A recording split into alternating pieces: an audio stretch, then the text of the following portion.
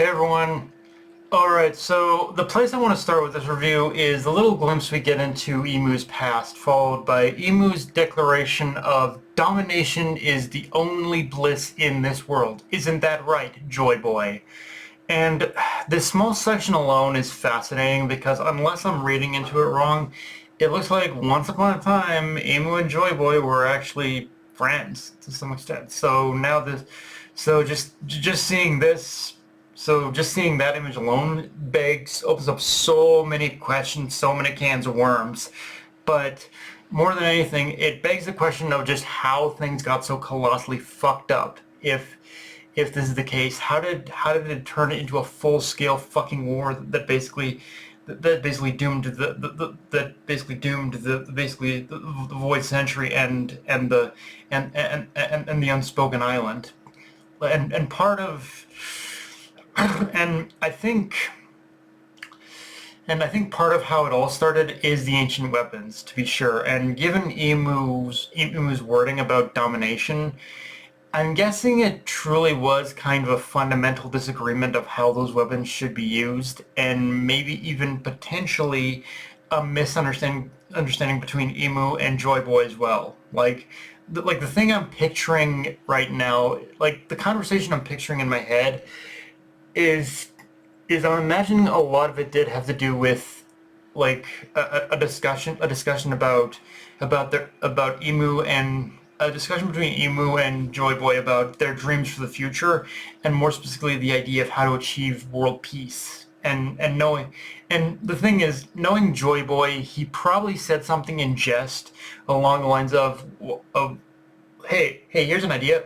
What Why don't we just use the weapons to attain peace? But again, through Joy Boy's lens of it's him mentioning that is through Joy Boy's lens of him joking about it, whereas Emu, I wouldn't be surprised if he actually took it much more seriously, and took much more of a serious consideration to basically that option, like using the ancient weapons in order to, in his own twisted, fucked up way, achieve peace. And that's how we got here. We won't know for sure until we see a more verbalized flashback and conversation. But using what this chapter is giving me, there's a picture being painted here for me of two people with the same dream, but a fundamental misunderstanding of how to go about it.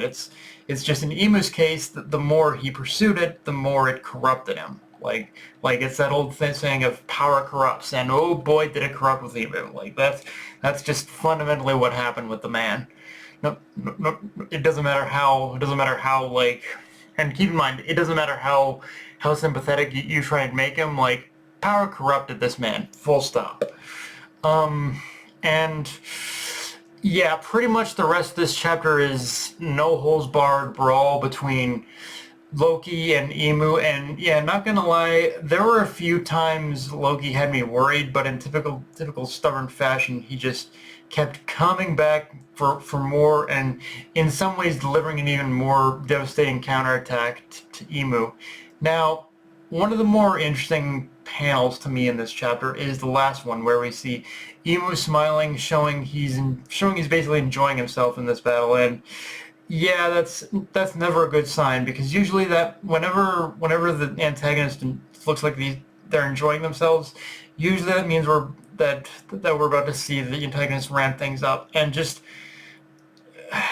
and God help us all, I genuinely fear what it looks like when Emu's actually trying. Like, if Emu wasn't even trying, then what the fuck does him actually, like, using his full power look like? And so yeah, so Luffy, I know you're busy kind of refueling yourself, so to speak, but mind picking up the pace. You might be need a lot sooner than expected. So, because yeah, it's gonna take both. I think Luffy and Loki at this point in order to take him down, or at least properly take him down. Although I will also say this: as much as I love the fact that Oda is continuously reinforcing the idea that it's going to take more than a single person in order to deal with Emu, part of me is hoping that whatever role Usopp, Luffy, and whoever else bounces back and has to play in this fight, I actually do want Loki to deliver the final blow, because this chapter has, in my mind at least, really set up set Loki up as being the one and only, the only one who can like deliver justice for Herald. I thought back, I thought about this back during the flashback when Loki killed Herald, but this chapter just reinforced the idea even further for me that this is a battle to avenge Herald. Like even though for the Straw Hats, it's really just a battle of survival. For Loki, it's a battle to avenge Herald, and for the sake of preserving his honor as king of Elbath. And like all the ironies in One Piece, the only man right now who can probably defeat Emu is the man who killed Herald, and has the ability to avenge his death. Like that's kind of the only way I'm viewing how this should and how this needs to play out right now.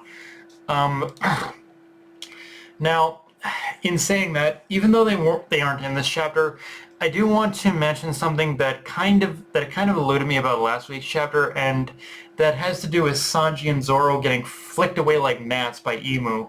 Now, again, surface level, this is no surprise. Emu is all-powerful with godlike abilities, so it was expected they didn't stand a chance. What I hadn't mentioned or even thought about at the time of reviewing that chapter is what them getting dogged on actually meant for basically their personal progression, which is to say that last week's chapter definitely proved Sanji and Zoro aren't ready. Like somehow, some way, they need to become as strong as Luffy, if not strong, as Luffy is now in like gear, in like Nika, when he goes into his Nika Gear 5 form. And I'm not even saying they need to gain like the similar or same powers as Nika, but they do need to be on that level of strength as well. And it's one of those things that makes me hope that when the dust settles on this battle against the government, that we do get a training arc of sorts before we even leave Elbath. Because for me right now, I fail to see how the Straw Hats can move on without addressing this disparity, especially the two members of the crew that are meant to be the right and left wings of the future Pirate King. Especially Sanji and Zoro, they need to, in order to get stronger, they need to get on the level that Luffy is in now in some shape or form. I don't know how, but it does need to happen, because as is we're just gonna keep getting the same thing over and over again. It's gonna keep repeating itself. Like Egghead was one thing. Like it was like that whole situation was really just a way in order to help Vegapunk like escape the island away from the government. But here, where the main threat is the government itself, it's kind of hard to ignore that the Straw Hats do have a problem here, and they definitely need to consider what their path is going forward, and how to move forward, because it's getting to the point where they can't just keep relying on good old luck and whatnot in order to survive. They need to examine how to get stronger now. But yeah, guys, that's pretty much all I got for this review. If you enjoyed the video, like, comment, subscribe from Blue Sky, Analyst Crunchyroll. Be sure to notification bell, hit the subscribe button, and just share it around, guys. Dark Knight of Night signing off. Later, everyone.